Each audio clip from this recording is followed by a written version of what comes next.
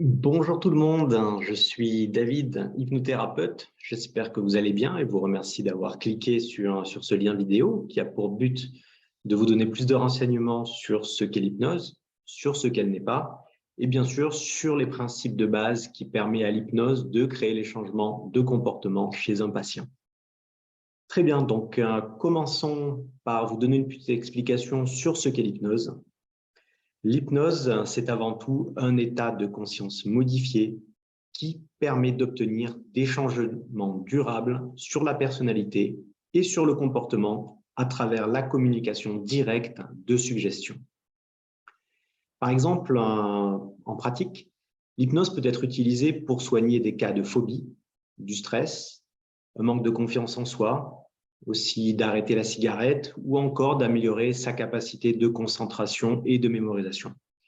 Il y a beaucoup d'applications pour l'hypnose.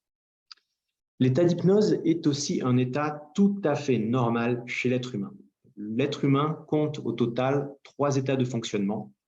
L'état éveillé, donc c'est l'état quand vous êtes au travail, quand vous parlez à votre famille.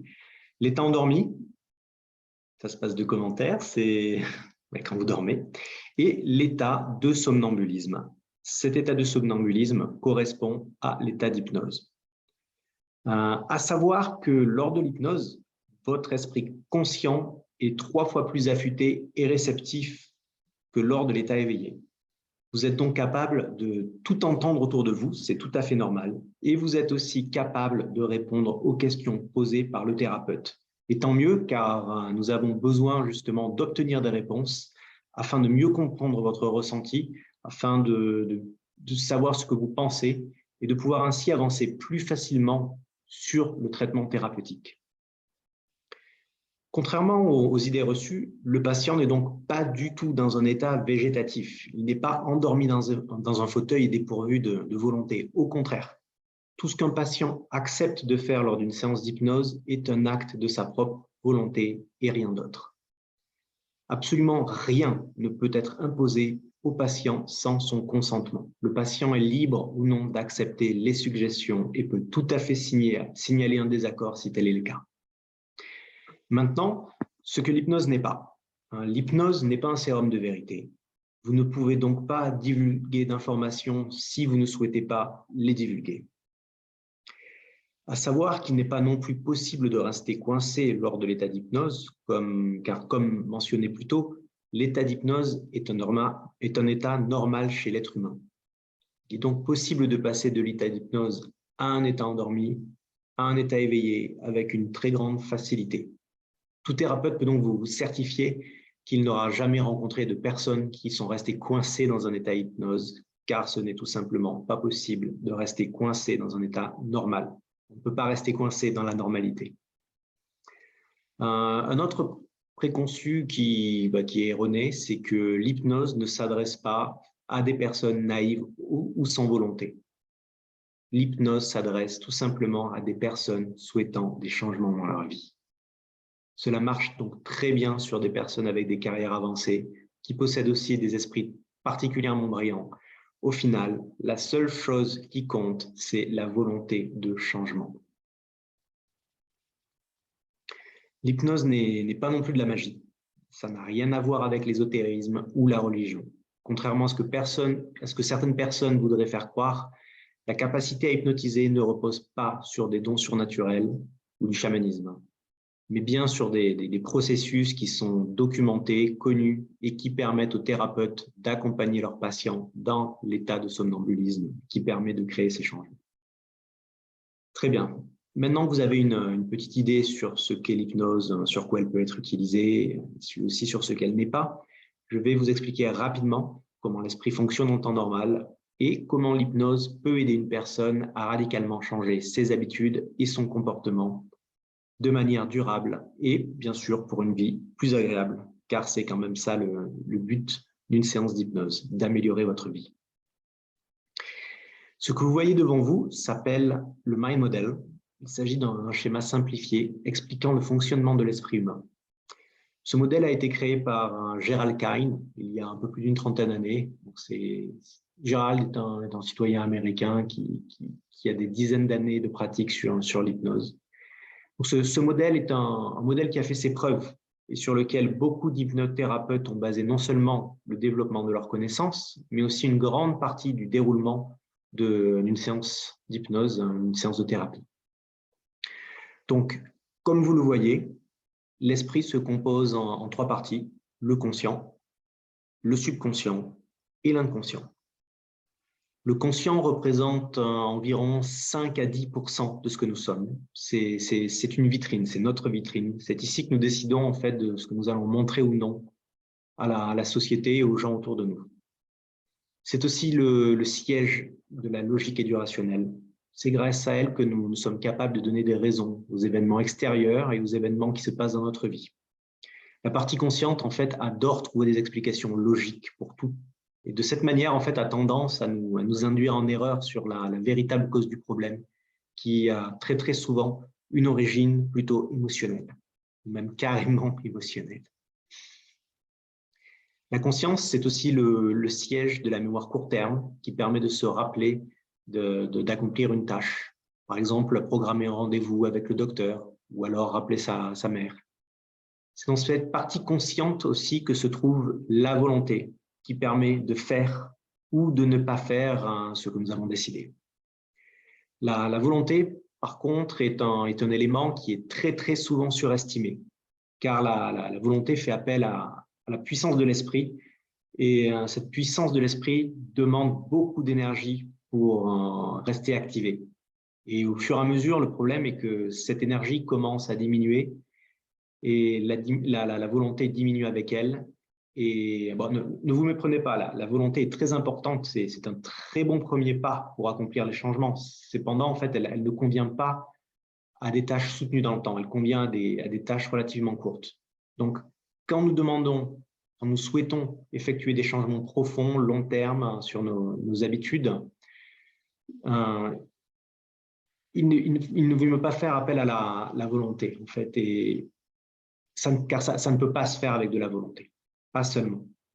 S'il suffisait simplement de volonté pour se débarrasser d'un problème ou juste de comprendre la source du problème, alors le problème ne se poserait pas en premier lieu. On serait capable de le traiter nous-mêmes, on n'aurait pas besoin d'un psychologue, d'un hypnothérapeute ou d'un psychiatre. Maintenant, il faut voir aussi qu'il y a une partie subconsciente. Et cette partie subconsciente, c'est elle qui compose entre 90 et 95% de ce que vous êtes. Contrairement à la partie consciente, qui est une vitrine, une façade de ce que vous essayez d'être ou ne pas être, cette partie subconsciente est le véritable vous. La plupart des thérapies se concentrent sur la partie consciente de l'esprit. Donc vous devenez conscient de vos problèmes. Le problème, c'est que justement, la partie consciente représentant 5 à 10%, si vous obtenez un changement, si vous réussissez à changer 10% de ça, vous obtenez un changement de 0,5% sur votre vie. Alors que si vous travaillez sur la partie subconsciente, qui représente 90 à 95%, si vous arrivez à changer 10% de cette partie subconsciente, vous arrivez déjà à un total de 9,5% de changement sur votre vie. Donc voilà, vous pouvez décider de travailler sur les 0,5% ou sur les 9,5. Le subconscient, c'est aussi là où se trouve la véritable substance de la vie, car c'est ici qu'habitent toutes les émotions, toutes les habitudes, bonnes ou mauvaises, que vous avez créées pendant toute votre vie. Tout ce que vous avez vu, senti, touché, ressenti a été stocké dans votre subconscient. Le subconscient est aussi le siège de l'autoprotection. De manière innée ou par apprentissage, c'est ici que se bâtit votre instinct de survie avec la compréhension de ce qui peut être dangereux ou ne pas être dangereux. C'est aussi une des raisons pour lesquelles il n'est pas possible pour un hypnothérapeute de vous demander de faire quelque chose qui irait à l'encontre de votre instinct de survie. Car justement, l'instinct de survie est basé dans le subconscient et fait tout pour vous protéger de manière constante. Donc, nous avons parlé de la partie du subconscient. Au milieu, comme vous le voyez, nous avons aussi l'inconscient. Et c'est ici que sont programmés les battements cardiaques, le fonctionnement de notre système immunitaire la régulation de notre température, les arrêts de saignement aussi. En gros, toutes les fonctions auxquelles nous n'avons pas besoin de penser et de réfléchir. Tout ce qui se passe dans l'inconscient, nous ne pouvons pas l'influencer directement avec l'hypnose, pas directement. Donc, je ne peux pas dire « digère tout de suite »,« arrête ton cœur », ce n'est pas possible et ce n'est pas à notre portée non plus. Cela peut par contre être indirectement influencé. Autrement, nous ne serions pas capables d'augmenter certaines capacités de guérison, d'améliorer la digestion ou de diminuer des inflammations. Voilà, ce genre de choses. Cependant, les changements sur lesquels nous pouvons influencer passeront toujours par le biais de la partie subconsciente, jamais par la partie inconsciente. Très bien. Donc, maintenant que nous avons vu ces trois éléments qui constituent notre esprit, je vais donc vous expliquer ce qui se passe quand nous décidons de prendre une décision forte visant à changer nos habitudes profondes. Par exemple, celui d'un fumeur. Je suis un fumeur, je tousse, je me fatigue de plus en plus rapidement, je tombe de plus en plus facilement malade. En gros, je vois ma santé se détériorer et par le biais donc d'une décision tout à fait logique, totalement rationnelle, je prends la décision d'arrêter de fumer. Donc, que se passe-t-il donc dans mon esprit? Eh bien, je vais utiliser donc toutes ces suggestions logiques et les envoyer non sciemment vers le subconscient pour changer mes habitudes et ma manière d'être afin de devenir un non-fumeur. Facile, n'est-ce pas?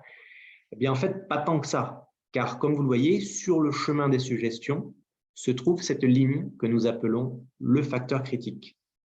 Ce facteur critique qui se trouve dans le conscient a pour but d'agir comme un filtre. C'est un peu comme un videur de boîte de nuit. On ne sait pas comment, mais on sait que cela se passe. Donc, ce filtre va entretenir un dialogue avec le subconscient et comparer les suggestions qu'il vient de recevoir avec les habitudes et la vie de la personne et va déterminer si la suggestion mérite de passer ou non dans le subconscient. Donc, nous avons ces suggestions pour arrêter de fumer qui se dirigent vers le facteur critique. Donc, le facteur critique les réceptionne et entre tout de suite en communication avec le subconscient. De manière un peu caricaturale, ça se passe comme ça. Le facteur critique reçoit les suggestions et dit au subconscient « Hey subconscient, j'ai quelqu'un qui souhaite arrêter de fumer car il tousse un peu, se sent malade et il pense qu'il serait donc une très très bonne idée d'arrêter de fumer. » Le subconscient lui dit « Bon, ok, donne-moi 2-3 secondes, je vais consulter ma bibliothèque de vie pour voir si effectivement c'est une bonne idée. » Donc, il regarde, arrêtez de fumer, non, non, non, non, non, non, là, ce n'est pas du tout une bonne idée. Moi, je ne recommande pas du tout de laisser passer ça, car la cigarette, si tu te rappelles bien, c'est avant tout ce qui lui a permis de se sentir mieux à l'adolescence, beaucoup mieux même. C'était une époque où il se sentait seul, déprimé, et c'est grâce à ça qu'il a même trouvé des amis et s'est senti en sécurité au lycée.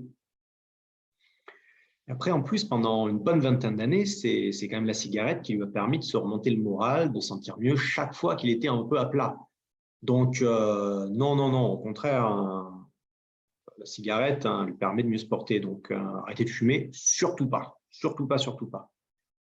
En plus de ça, ça fait 20 ans qu'on a l'habitude. J'ai beaucoup investi là-dedans, dans cette habitude. J'aime pas vraiment le changement. Donc, facteur critique, t'es gentil, tu me bloques ces suggestions. C'est pas une bonne idée du tout. Et donc, à partir de là, le facteur critique qui a rencontré cette résistance va bloquer ces suggestions qui resteront alors dans la partie consciente à l'insu du fumeur et ces suggestions partiront à la place vers la volonté. Comme mentionné plus tôt, la volonté est assez surestimée pour les tâches long terme. Donc, le fumeur va l'utiliser de manière très forte pour essayer d'arrêter. Il va y penser tous les jours, arrêter de fumer, arrêter de fumer. Donc, le plus il y pense, le plus il fait l'effort d'arrêter de fumer, sa volonté travaille à fond. Donc, ça va fonctionner 1 semaine, 2 semaines, 3 semaines, allez, peut-être 1 mois ou 2. Mais au final, notre fumeur reprendra ses habitudes et reprendra la cigarette. Donc, comment provoquer un changement d'habitude plus profond? Eh bien, c'est ici que l'hypnose prend toute son importance et peut vraiment aider une personne qui souhaite arrêter de fumer, car en fait, en plaçant une personne dans un état hypnotique, dans un état de conscience modifié, alors nous parvenons à distraire le facteur critique et permettons aux suggestions de passer directement dans le subconscient en le contournant. Donc, ce qui est vraiment important de comprendre, c'est que dès qu'une suggestion arrive à passer dans le subconscient, alors c'est toutes les habitudes, toute l'attitude de la personne qui en sera changée, et cela de manière permanente. Si la personne le souhaite, nous pouvons aussi, en plus, apporter des suggestions qui lui permettront de remodeler sa manière de répondre à des événements et qui renforceront aussi le changement d'attitude de la personne sur cette thématique. L'hypnose, c'est donc le contournement du facteur critique dans le but de pouvoir apporter des changements sélectifs et durables à un individu. Très bien, donc je vous remercie pour votre attention. J'espère que mes explications vous ont plu, que vous avez facilement compris. Si vous avez des questions, des interrogations, vous souhaitez me contacter, n'hésitez pas à m'appeler ou à me laisser directement un message par le biais de la page contact. Je vous souhaite une agréable journée pleine d'énergie et à très bientôt.